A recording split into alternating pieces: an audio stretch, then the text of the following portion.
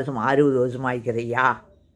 அப்புறம் அதனால் பேச வேண்டாம். நம்ம என்ன சொல்கிறோன்னா, இந்த மண்ணுக்குள்ள சாமி முருகனை அடுத்தவங்களுக்கு தெரியாமல் கும்பிடு. கந்தசஷ்டி சொல்லு. ஒரு குறிப்பிட்ட காலத்தில் அவன் உனக்கு ஒன்று சொல்லி கொடுப்பான். அது நீ என்ற குற்றம் சொல்ல வேண்டாம், யாரு குற்றம் சொல்ல வேண்டாம். அதை வச்சு வாழ்கிறக்கு வழி தேடு.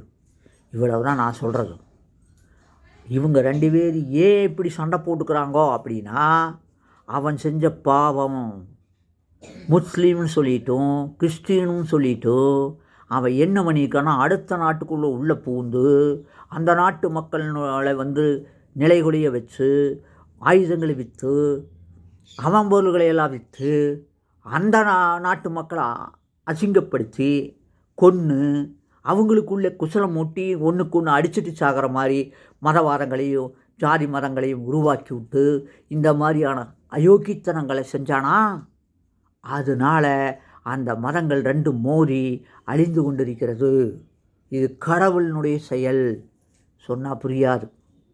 அதனால் தயவு செஞ்சு நம்ம மண்ணுக்குள்ள முருக ஆடா என்ன ஊப்பிக்கார ஆளுகளை பிடிச்சிட்டாடுங்க. எனக்கே தெரியாது. அதை என்னது திருமூலர் திருமுறை என்னென்னமோ சொல்கிறாங்க. அதெல்லாம் தெரியாது ஐயா எனக்கு. நான் சாமியும்பே பார்த்தேன், நேரில் பார்த்தேன், அவ்வளோதானேப்பா. நேரில் பார்த்தா அதோட ஐயோ இருக்குது அப்படின்ட்டேன், அவ்வளோதான். அதுக்கு மேலே ஒன்றும் தெரியாது எனக்கு. சாமி எப்படி கும்பிடணும் கூட தெரியாது. சத்தியத்தின் வழியில் நடப்பேன். என்னால் அடுத்தவங்களுக்கு எந்த தொந்தரவும் வராமல் நடப்பேன். தயவு செஞ்சு சொல்கிறேன், வெளியிலிருந்து வந்தவங்க உலக நாடுகள் அத்தனையுமே சொல்லுது. ஈரான்லேருந்து பாகிஸ்தானே சொல்லுது, முஸ்லீம்களே இந்த நாடு பிடிக்கலன்னா வெளியே போயிரு. ஆமாம், நியாயம். உனக்கு பிடிக்காத இடத்துல ஏன் உட்காந்துக்கோணுமா?